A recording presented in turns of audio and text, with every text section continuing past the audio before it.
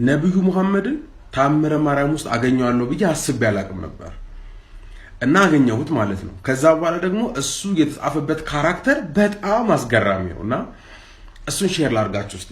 ቦታውን የምታገኙት ታምር 19 ከቁጥር 8 ጀምሮ ስታነቡ ታገኙታላችሁ። እንደዚህ ነው የሚለው ድንግልን እንዲህ ብሎ በለመናት ጊዜ ያን ጊዜ ያንን እርኩስ ሐሰተኛ መምህር ሙሐመድን በሴት ግመል እንደተቀመጠ አመጣችሁ። በአንገቱም ላይ በዝንጀሮ አምሳል ሰይጣን ተጠምጥሞበት ነበረ። እርሱም እጁን እግሩን በእሳት ሰንሰለት ታስሮ ነበረ። በአንገቱም ላይ የእሳት ዝንጀር ወይ ደግሞ ዝንጅር ነበረ።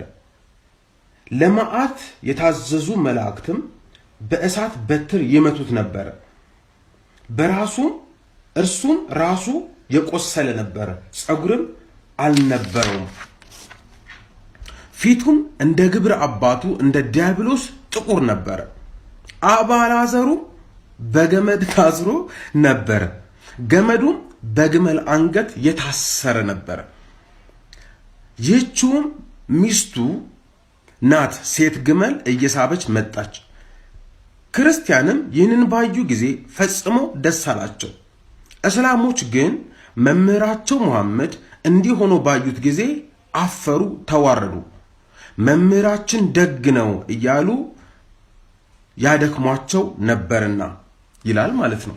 ሉክ ሙሐመድ አንደኛ እዚህ ውስጥ መገኘቱ ነው መጀመሪያው። ሁለተኛ ደግሞ እሱ የተገለጠበት ማንነት አደሴም ታይም ደግሞ ካራክተር፣ ሌላኛው ደግሞ እሱ ያለበት ቦታ ነው የሚመለከተው ማለት ነው።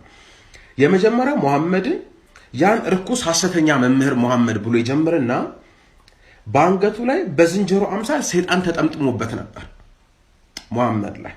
ከዛስ እጁ እግሩ ራሱ በእሳት ሰንሰለት ታስሯል። በጣም በሚያስገርም ሁኔታ በእሳት በትር ይመታል፣ ይቀጠቀጣል። ራሱ በጣም ተደብድቧል። በዛ ምክንያት ፀጉር አልነበረውም። ፊቱ ደግሞ እንደ ግብረ አባቱ እንደ ሰይጣን ጥቁር ነበረ። ያው ሰይጣን ጥቁር ነው ተብሎ የሚሳቢ ስላለ ማለት ነው፣ ጥቁር ነው። አባላዘሩ ደግሞ በገመድ ታስሯል።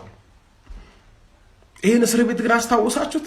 ሃይላንድ የሚያንጠለጥሉት እስር ቤት በገመድ ታስሯል። ከዛስ ይሄ ገመድ ደግሞ በግመል ታስሯል በኢየሱስ ስም። እና እንደዚህ ብሎ ነው ሙሐመድን የሚገልጠው ታምረ ማርያም። ጀስት ፎር ፋን፣ ያው እንደምታውቁት ተረት ነው። ቴንክ ዩ